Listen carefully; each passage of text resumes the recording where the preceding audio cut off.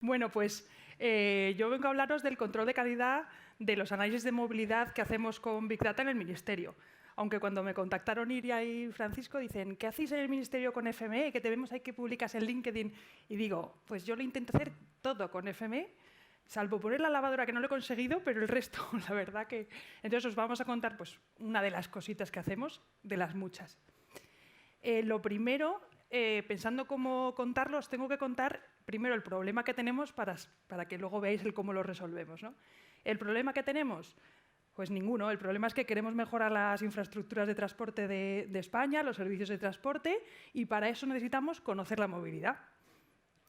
Y ahora mismo, realmente, la tecnología nos lo pone súper fácil porque, bueno, voy a volver al anterior. Todos llevamos un teléfono móvil encima que va dejando una huella digital, que es una fuente súper valiosa para conocer la movilidad de forma totalmente anonimizada y pseudonimizada, pero que nos ayuda mucho, ¿no? Esta tecnología no es nueva en el Ministerio, sino que llevamos utilizándola desde 2017. Hemos hecho ya 3 estudios. El primero fue un estudio piloto de uso de esta tecnología, que ahora os cuento cómo funciona. Luego, en 2020, todos recordaréis que llegó la pandemia, con ella el confinamiento, y el Presidencia del Gobierno nos encargó que hiciéramos una monitorización continua de la movilidad. Todos los días, midiendo hora tras hora, todos pegados ahí al ordenador, viendo todos los datos de movilidad de la población, ¿no? Para poder ir tomando decisiones de los confinamientos, de la desescalada, bueno, todo esto. Y sobre todo de la expansión del virus, de cómo correlacionaba la expansión del virus con la movilidad.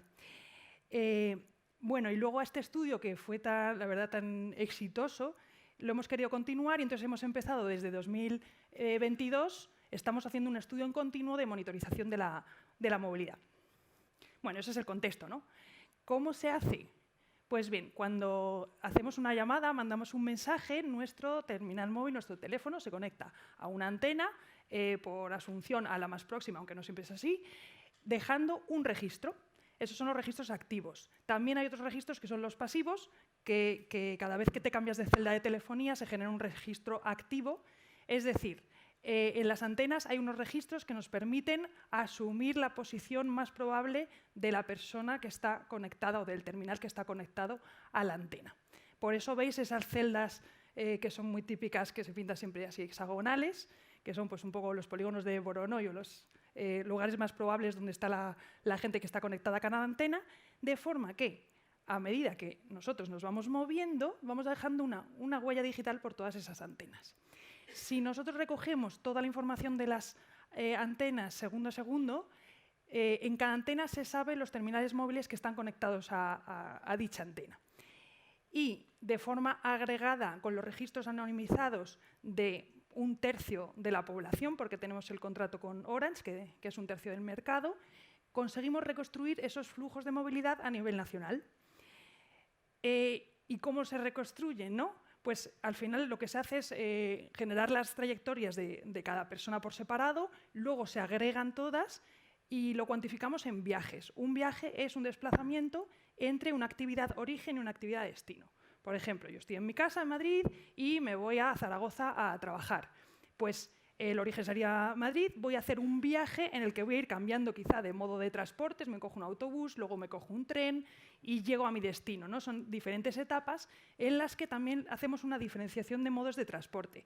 No me voy a extender mediante técnicas de map matching, comparación de espacio temporal, etcétera, ¿no? A veces el modo está muy claro, por ejemplo el avión es mucho más fácil de diferenciar, porque al final se apaga el teléfono y demás, pero hay modos que son más difíciles, entonces utilizamos fuentes externas, como por ejemplo tenemos los horarios de todos los vuelos, de todos los trenes, de forma que si no pasaba un tren por ahí es imposible que la persona haya ido en tren, habrá ido en coche o en burro, pero en tren no ha podido ir porque no había un tren, ¿no?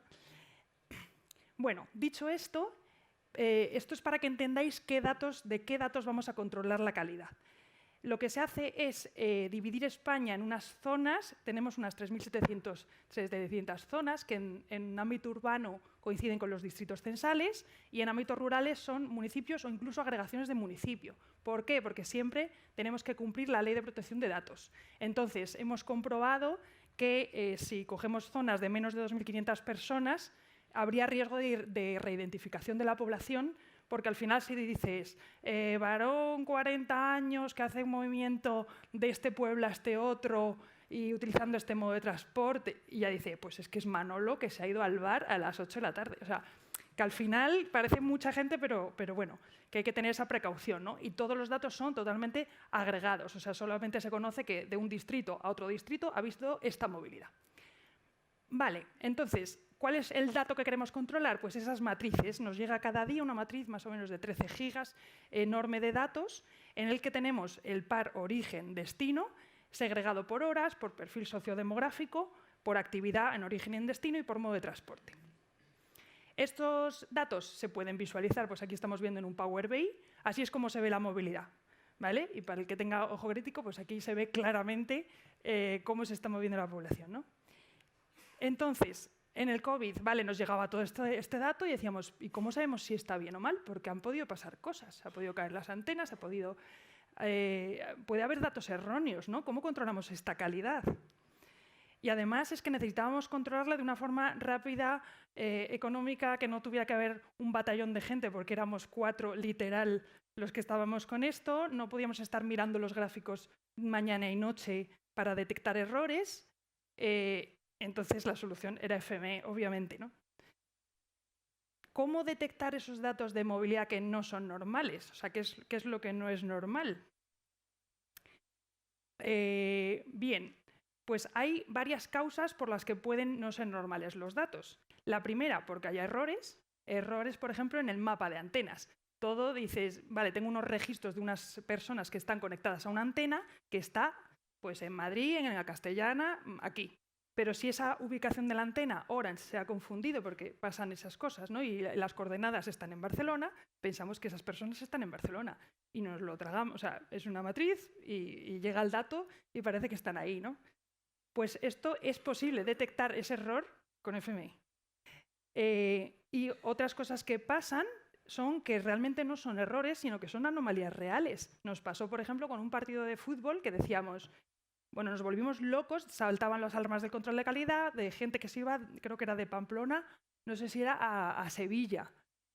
Y en plan, ¿qué pasa? Hay un error de antenas, vamos a llamar a Orange. La final de, bueno, yo no soy de futbolera, pero era la final de no sé qué, de la Liga, o de, mira, que nos volvió locos. Y ya dijimos, vale, los partidos de fútbol hay que tenerlos en cuenta porque mueven masas, ¿no? Entonces, ¿cómo se puede detectar una anomalía? Pues bien, o visualmente, y para esto hay que tener ojo crítico, esto parece que podría ser un sismograma o cualquier otro tipo de gráfico, entonces no todo el mundo tiene ojo crítico para verlo, es muy difícil verlo así, ¿no? Nos planteamos hacerlo automáticamente. ¿Cómo lo hacemos? En 2 pasos. Uno, respecto a la movilidad prevista. ¿Cuál era la movilidad que tenía que haber? ¿700.000 viajeros de aquí a aquí? ¿Y qué pasa? Hay 500.000. Pues ojo, ¿no? Y 2, respecto a fuentes externas. Vale, respecto a la movilidad prevista. ¿Cuál es la movilidad prevista? ¿Todos los días la movilidad es igual? Pues la respuesta es que no, ¿no? Que hay una evolución mensual, vemos que en marzo y mayo la movilidad es mayor. Esto es para el municipio de Madrid, por ejemplo. En agosto baja muchísimo la movilidad porque no hay tanto viaje al trabajo, que es el que más ruido tiene, ¿no? La movilidad semanal, pues lo mismo. En Madrid, por ejemplo, los viernes son los días de más movilidad y los sábados y domingos baja en picado. La evolución diaria en un día tampoco la movilidad es todo el rato igual. Lo sabéis sobre todo los que cogéis el coche, que hay las horas punta, ¿no? Aquí se diferencia mucho los laborables de los festivos. Los festivos siempre tienen 2 picos horarios, a mediodía y por la tarde, y en cambio un laborable siempre tiene 3. Con esto que os quiero decir, que lo de comparar automáticamente con FME, con la movilidad prevista, pues así dicho, suena bonito, pero ¿cuál es la movilidad prevista? Pues vamos a hacerlo también con FME, ¿no? Y no solo eso, sino que esto era de Madrid, pero si comparamos con La Coruña, el gráfico no es el mismo. No solo en volumen, que por supuesto que no, que se mueve mucha más gente en Madrid que en Coruña, pero además es que los perfiles tampoco, o sea, la variabilidad no tiene nada que ver, ¿no? El pico en Madrid es mucho más acusado en agosto, hay más gente que veranea, bueno, cada zona es diferente. Pero entonces nos preguntábamos, ¿qué tienen en común todas estas zonas? Pues todas estas zonas lo que tienen en común es que cada día de la semana es muy diferente un lunes a un martes a un miércoles y sobre todo el sábado y domingo no tienen nada que ver. Entonces nos planteamos, vale, vamos a comparar la movilidad de hoy, no sé si es martes, no, jueves, bueno, no sé en qué día vivo, supongamos que es jueves, pues comparamos la movilidad de hoy jueves con el jueves anterior, con 2 jueves antes, pues tendría que ser similar o por lo menos tener una tendencia.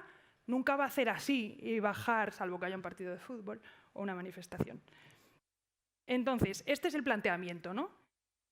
O sea, pensaba yo, todo esto es para intentar contároslo de una forma didáctica. Luego es todo más complicado, ¿no? Pero esta es la filosofía un poco. ¿Cómo detectar cuando un lunes o cuando un jueves no es similar al resto? Pues estas cajitas, esto es un diagrama de cajas en el que el palo verticales son los máximos y mínimos de la movilidad pues, de todos los lunes, por ejemplo, en la primera caja, la mediana. Bueno, y lo que tenemos en coloreado es el rango intercuartílico. O sea, que casi todos los datos, que están bien... ¿5 minutos? Pues tengo que acelerar. Los datos que están bien tendrían que estar dentro de la cajita. Si vemos un dato que está fuera de la cajita, es que es un valor o que está mal, o por lo menos que es atípico o excepcional. Entonces, lo que se hace es calcular el rango intercuartílico, hacer unos umbrales de valores atípicos y valores extremos, todo esto para cada zona de España de esas 3.000 y pico, procesando pues, este Big Data de varios días en evolución. O sea, os imagináis, pues tarda 7 horas, yo os lo digo. Y esto bastante optimizado. Bueno, y es mucho más complicado, pero más o menos esa es la filosofía. Y luego, la segunda parte es compararlo también, lo podríamos comparar con fuentes de referencia. ¿Qué fuentes de referencia cierta tenemos? Pues para los viajes en avión tenemos el billetaje de AENA, que cada día al Ministerio nos reporta todos los vuelos, cuántas personas han tenido, de dónde a dónde iban. Para barco, puertos del Estado, también con las navieras, para ferrocarril, pues Renfe, ahora Wigo Irio, bueno, no nos quieren dar mucho dato, pero bueno, en teoría se podría hacer. Y luego están los aforos de tráfico, que sería para los viajes en carretera. Por ejemplo, AENA nos entrega, para que lo veáis, esta comparación es mucho más sencilla, ¿no? Este es el fichero de AENA, que vemos un vuelo de Madrid a Gran Canaria a las 2 de la mañana, este día 174 personas. ¿Cómo lo veríamos en la matriz Big Data? Pues sabemos que Barajas está en el distrito 2807921, el aeropuerto Gran Canaria en el 35011008, la zona. En la matriz tendríamos una fila con el distrito origen, distrito destino, y vemos que en avión ha habido 176 viajes según nuestro Big Data de la telefonía. Lo comparamos con el billetaje de AENA y nos dice si está bien o mal según unos márgenes, más o menos eso. Lo hacemos en diferentes pasos, todo esto. Un FME que, como ha dicho, que era el más grande que ha visto, tenemos otros que son más grandes, pero es grande, sí. Entonces es un FME, pero luego los resultados tampoco éramos capaces de verlos, porque los resultados también seguían siendo Big Data. Entonces lo que hemos hecho es conectarlo con un visualizador web.